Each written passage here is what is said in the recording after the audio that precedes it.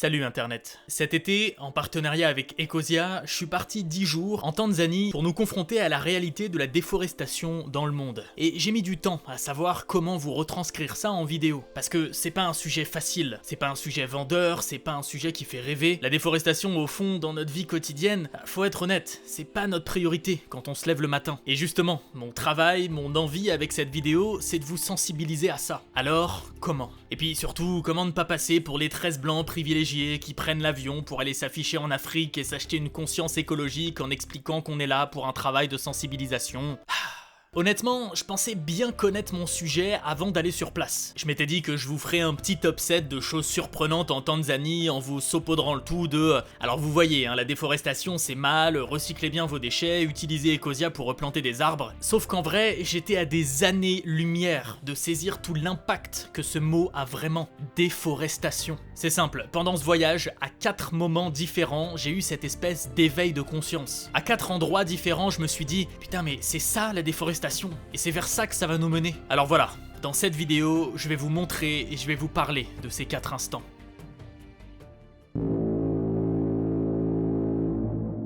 Aujourd'hui, expédition au cratère du Ngorongoro, c'est pas facile à dire mais c'est ce qu'il y a derrière moi. Ce cratère, c'est ce qu'on appelle une caldeira. Une caldeira en fait, c'est quand un volcan s'effondre sur lui-même. Donc là, il y a 2 millions d'années, il y avait un volcan qui était gigantesque. Apparemment, il serait même plus grand que le Kilimandjaro. Regarde, je te montre sur la carte, le Kilimandjaro en plus c'est juste à côté et c'est la plus haute montagne d'Afrique. Donc t'imagines, ça se trouve ici, il y avait la plus grosse montagne d'Afrique il y a 2 millions d'années. C'est quand même assez stylé. Du coup, dedans, il y a un biotope, une biodiversité mais complètement unique. Et c'est pas pour rien que c'est le 2e lieu le plus visité du pays, je veux dire niveau safari. Et surtout c'est l'une des plus grandes calderas du monde qui est intacte et pas submergée. Il y en a d'autres qui font cette taille mais où il y a des lacs. Là il n'y a rien, enfin il y a un petit lac au milieu mais en tout cas on peut y aller, on peut descendre, c'est ça qui est extraordinaire. C'est aussi l'endroit où il y a le plus de prédateurs dans toute l'Afrique. Au niveau concentration, il y a plus de 50 lions là-dedans. Ça c'est le type de vidéo que je voulais vous faire de base. Waouh, ce magnifique cratère, ces belles images de safari. Sauf que ce que je réalisais pas à ce moment-là, c'est que ce cratère, c'est un zoo. Il y a des gardiens la nuit, les animaux peuvent difficilement s'en échapper. Il y a des centaines de jeeps comme les nôtres qui passent là tous les jours. Qu'est-ce que c'est déprimant. C'est pas normal d'avoir des gazelles qui sautillent à 1 mètre de la voiture sans avoir peur. C'est pas normal de réussir à voir en 20 minutes des buffles, des lions, des ibis, des autruches, des hippopotames, des chacals, des gazelles, des singes. C'est pas ça la biodiversité. Le souci, c'est qu'en dehors de ce cratère, il y a quasiment plus d'habitat pour ces animaux sauvages. C'est en quelque sorte leur dernier sanctuaire.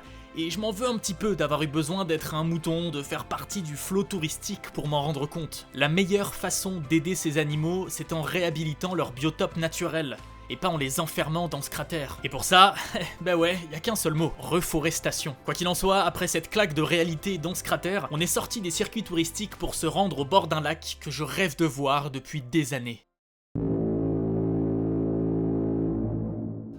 Natron, c'est du carbonate de soude, c'est un sel minéral. Et le lac Natron, donc c'est un lac qui porte ce nom, c'est un lac qui est plein de sels minéraux. Et à cause de ça, il a un pH très très élevé, il a un pH entre 9 et 10, c'est limite de la soude, c'est limite de l'eau de Javel ce truc. Il y a seulement quelques micro-organismes qui arrivent à vivre là-dedans et qui sont rouges, rosâtres, et c'est eux qui donnent de temps en temps dans l'année une couleur rose et rouge au lac, c'est assez ouf. Alors quand on dit que c'est un lac rose, déjà il n'est pas entièrement rose, et quand il est rose, parce que c'est pas toute l'année, c'est à des périodes, c'est dans des petites zones, c'est quand il y a vraiment une forte concentration de justement ces petits micro-organismes qui font cette couleur. En fait, le plus gros problème de ce lac, et c'est pour ça qu'on est venu là, c'est le climat. Parce que ce lac, il fait 50 km de long et sa profondeur moyenne n'est que de 55 cm.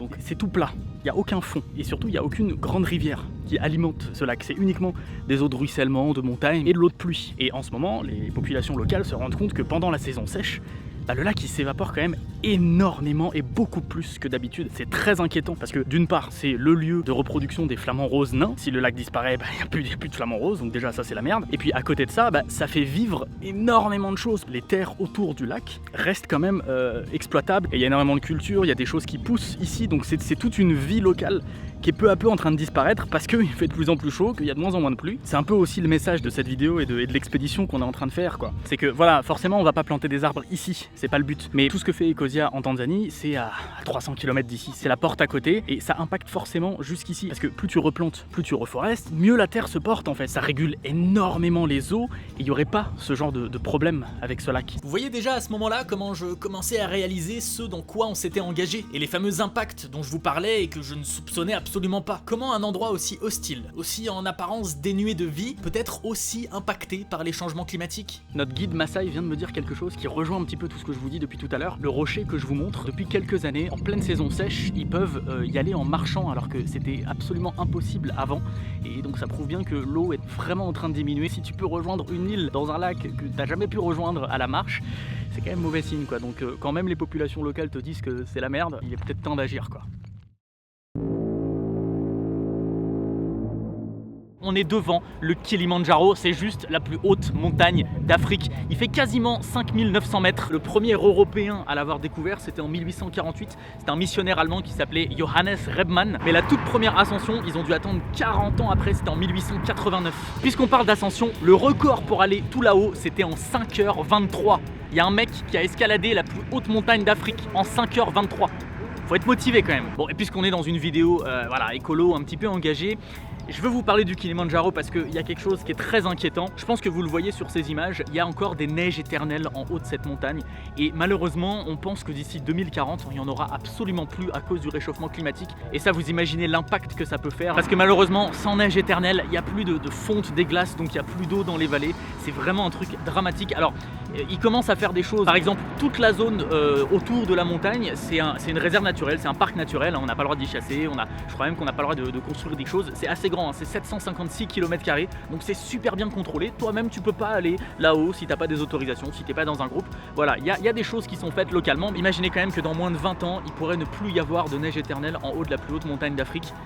Moi, ça me désole quoi. Et c'est pour ça qu'on est là, on va vous montrer, il y a des choses à faire. Et heureusement, vous inquiétez pas, vous avez l'impression que je suis ultra déprimé depuis le début de cette vidéo, mais au contraire, après l'étape du Kilimandjaro, on a repris la route et notre prochaine destination était les différentes nurseries et zones de reforestation où des centaines de milliers d'arbres étaient plantés. Je me doutais que le projet de reforestation d'Ecosia était forcément quelque chose de bénéfique, mais quand j'ai compris à quel point ça impactait la vie locale, je peux vous garantir que j'ai très vite retrouvé le sourire.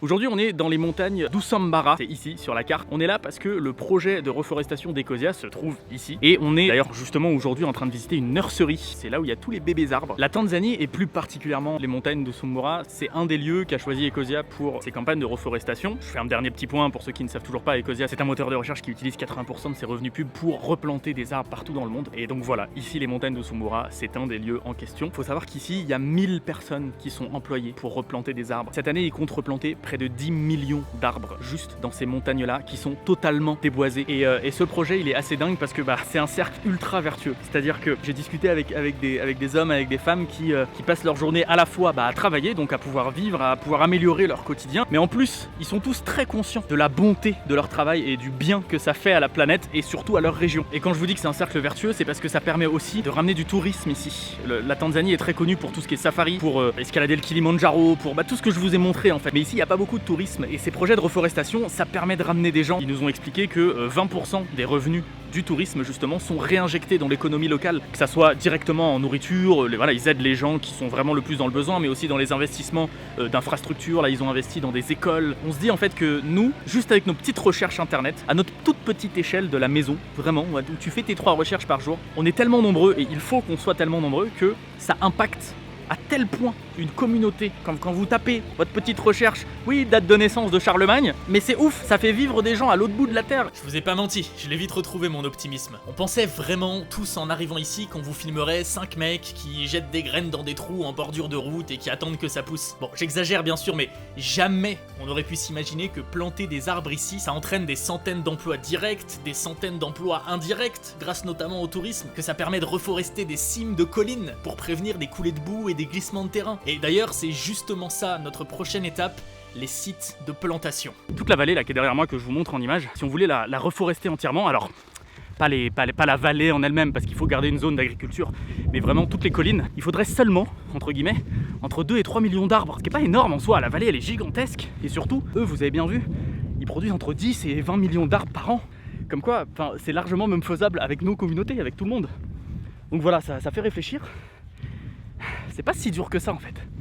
En tout cas, c'est faisable, c'est vachement encourageant. Quelle ascension! Et dire que les planteurs font ça tous les jours en portant des seaux de 25 kilos sur la tête. Et ce n'est qu'une fois en haut de cette colline qu'on comprend réellement l'intérêt et la nécessité de reforester à ces endroits précis. La pente est si raide que même sans pluie, les éboulements sont courants. Ici avant se trouvaient de gigantesques forêts primaires, luxuriantes, pleines de vie. Maintenant, comme vous le voyez, ce ne sont que des champs de fougères, la pire plante pour les sols. Elles couvrent tellement de surface qu'elles empêchent la pousse d'autres espèces végétales et condamne quasiment la repousse naturelle. C'est pour ça que la première étape est toujours de défricher la zone de plantation, puis d'y faire un trou et d'y planter les petits arbres. Un véritable travail de fourmi, mais un travail faisable, un travail engagé, un acte engagé.